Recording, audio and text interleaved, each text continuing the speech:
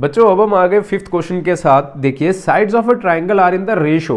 तो जब भी बच्चों रेशो में कोई चीज दी होती है, सबसे पहली लाइन तो आपको ये लिखनी होगी, let the common ratio is equal to x. फिर बाद में क्वेश्चन पढ़ते हैं, let the common ratio is equal to x and its perimeter is 540, find its area. हमें बच्चों एरिया फाइंड करना है। एरिया फाइंड करने के लिए हमें साइड्स तो जरूर चाहिए, लेकिन यहाँ तो साइड्स ही नहीं है हमारे पास। तो सबसे पहले क्या करें, हम साइड्स फाइंड करते हैं। देखिए कैसे, पेरीमीटर हमारे पास, देखिए अगर कॉमन रेशियो x ले लें तो सबसे पहली साइड क्या हो जाएगी बच्चों 12x एंड सेकंड साइड क्या हो जाएगी 17x। उसी तरह थर्ड साइड जो हो जाएगी that will be 25x and perimeter हमें ऑलरेडी गिवन है 540।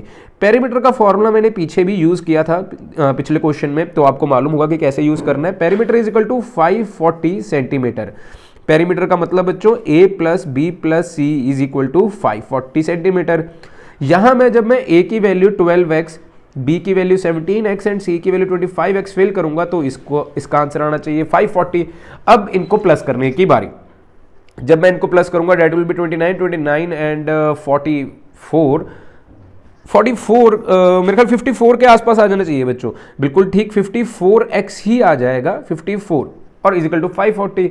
अब बच्चों ये 54x के साथ मल्टीप्लाई में तो उधर जाके डिवाइड हो जाएगा। हमारे पास जो फाइनल आंसर आएगा x का that will is equal to 10।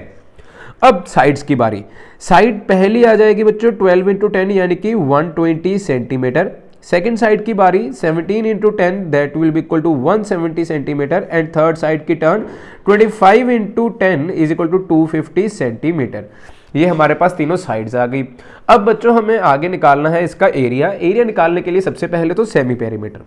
Semi perimeter कैसे, मतलब बच्चों पेरीमीटर का डिवाइड बाय 2 यानी कि 540 डिवाइडेड बाय 2 यानी कि 270। तो हमारे पास सेमी पेरीमीटर यानी कि s की वैल्यू 270 आ गई। तो area of triangle is equal to, पहले बच्चों फॉर्मूला फिर बाद की चीजें, s minus b s minus c and ऊपर स्क्वायर रूट। अब फॉर्मूले में मैं फिल कर दूंगा सारी टर्म्स बच्चों न्यूमेरिकली जो है। s आया बच्चों 270 माइनस 120, 270 माइनस 170 एंड 270 माइनस 250। ये हमारे पास सभी वैल्यूज आई थी, है ना बच्चों, ये हमारे पास वैल्यूज आ गई। अब 270 तो बच्चों एज इट इज, 270 माइनस 120 हो जाएगा बच्चों 150 के बराबर, 270 माइनस 170 हो जाएगा बच्चों 100 के बराबर एंड 270 माइनस 250 हो जाएगा 20 के बराबर। ये चीज़ है। अब बच्चों इसका एलसीएम तो लोगे, एलसीएम भी बहुत बड़े बड़े चले जाएंगे। तो एक शॉर्ट ट्रिक है, देखिए जितनी जीरोस होती है ना, नंबर ऑफ जीरोस, स्क्वायर के बाहर उसकी हाफ जीरोस रह जाएंगी। या नंबर ऑफ जीरोस काउंट कीजिए 1 2 3 4 5। 5 का तो हाफ नहीं कर सकता लेकिन 4 का हाफ कर सकता हूं। तो 1 2 3 4 जीरोस हैं, बाहर बच्चों 2 जीरोस यानी कि 100 बन जाएगा। तो अंदर क्या रहेगा 27 मल्टीप्लाई 15 मल्टीप्लाई, ये दोनों जीरो चली गई, 20 की जीरो मैंने नहीं निकाली तो 20 एज इट इज। बच्चों ये एक इजी ट्रिक है, अगर आप अकेले अकेले का एलसीएम लोगे और पेयर्स बनाओगे तो भी सेम आंसर आएगा जो मैं निकालने वाला हूं, ऐसे भी सेम आंसर आएगा। ये बस मैंने आपका काम इजी कर दिया। 1 2 3 4 जीरोस की बाहर जाके 4 का आधा कर दीजिए 2 जीरोस तो 100 बन जाएगा। अब 27 का एलसीएम लेते हैं। चलो बच्चों 27 का एलसीएम, बच्चों 27 का एलसीएम जो आएगा that will be 3 is equal to 3 into 3। 15 का एलसीएम आएगा 3 इंटू 5 एंड 20 का एलसीएम आएगा 5 इंटू 2 इंटू 2। एलसीएम लिया मैंने बच्चों यानी कि प्राइम फैक्टराइजेशन किया। 3 के कितने पेयर्स बन रहे हैं 1 एंड 2, तो 3 दो बार बाहर आ जाएगा 100 इंटू 3 इंटू 3। यहाँ 4 बार था बाहर हाफ ऑफ नंबर्स यानी कि 2। यहाँ 5 का एक पेयर तो एक बार बाहर आ जाएगा, 5 दो बार था स्क्वायर के अंदर, बाहर एक बार, ऐसे ही 2 भी बाहर एक बार। अब फाइनल आंसर बच्चों इनको मल्टीप्लाई करने के बाद जो आएगा 3 3 9 एंड 9 1 2 3 3 जीरोस। यूनिट्स जो चल रहे हैं बच्चों सेंटीमीटर, तो सेंटीमीटर स्क्वायर हमारे पास फाइनल आंसर आ गया फिफ्थ क्वेश्चन का। बहुत ईजी क्वेश्चन था। आई होप आपको समझ में आ गया हो। अगर वीडियो अच्छी लगे तो बच्चों लाइक जरूर करना है, चैनल को कर देना सब्सक्राइब। अगर फिर भी कोई वीडियो नहीं समझ में आई तो मुझे कमेंट सेक्शन में जरूर बताइएगा। Thank you. अपने दोस्तों के साथ भी जरूर शेयर कीजिए। बाय। बच्चों देखिए 6th question, N isosceles triangle has a perimeter of 30 centimetre. ये एक आइसोसेलेस ट्राइंगल। आइसोसेलेस ट्राइंगल की क्या खासियत होती है बच्चों, जिसकी दो साइड्स कोई भी इक्वल होती हैं, ठीक है।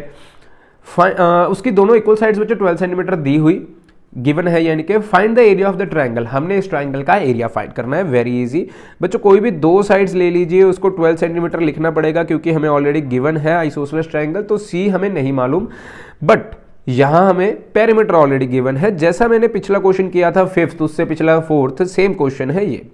पेरीमीटर बच्चों गिवन है 30 सेंटीमीटर। पेरीमीटर का फॉर्मूला गिवन होता है a + b + c = 30 centimetre. a की वैल्यू 12, b की वैल्यू 12, c हमें नहीं मालूम = 30 सेंटीमीटर, तो इससे हमें c की वैल्यू आ जाएगी बच्चों 30 - 24। आया होप आपको समझ में आ गया। तो 12 सेंटीमीटर, सॉरी 6 सेंटीमीटर, ये हमारे पास इसका आंसर आ जाएगा। तो यहां बच्चों c की वैल्यू में 6 सेंटीमीटर फिल कर सकता हूं। अब हमें इसका एरिया फाइंड करना है, बच्चों वाला काम रहेगा, अब आप कर लोगे। सबसे पहले बच्चों s फाइंड करना है, p/2 यानी कि 30/2 यानी कि 15 सेंटीमीटर। ये आया बच्चों हमारे पास सेमी पेरीमीटर। देन हमने निकालना है एरिया। एरिया का formula s - a s - b s - c square root. s की वैल्यूज बच्चों फिल कर देते हैं। s की वैल्यू आई 15 - 12 एंड 15 - 6 ऊपर स्क्वायर रूट। अब बच्चों जब मैं इनको सॉल्व करूंगा ब्रैकेट्स को, 15 × 3 × 9 ये आ जाएगा सॉल्व करने के बाद। अब इनके पेयर्स बनाने पड़ेंगे बच्चों, तो 3 × 3 15 का पेयर बच्चों पहले 3 × 5, देन 3 ऐसी 9 का पेयर बच्चों 3 × 3। ये मेरे पास पेयर्स आ गए।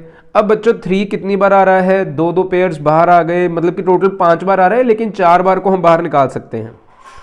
ये देखिए 2 आ रहे हैं, 1 बार बाहर, 2 आ रहा है, 1 बार बाहर, तो ये 3 और 5 अंदर ही बच जाएगा रूट के। Final answer will be equal to 9√15 centimetre square. अब बच्चों रूट का जो ये 3 और 5 है, इसका कोई पेयर नहीं बन रहा, तो मुझे ऐसे ही छोड़ना पड़ेगा, एंड ये हमारे पास फाइनल आंसर आ जाएगा। Very easy question. अगर बच्चों वीडियो अच्छी लगे लाइक जरूर करना है, चैनल को कर देना सब्सक्राइब। मिलते हैं बच्चों नेक्स्ट एक्सरसाइज के साथ। Thank you. अपने दोस्तों के साथ भी जरूर शेयर कीजिएगा। अलविदा, बाय।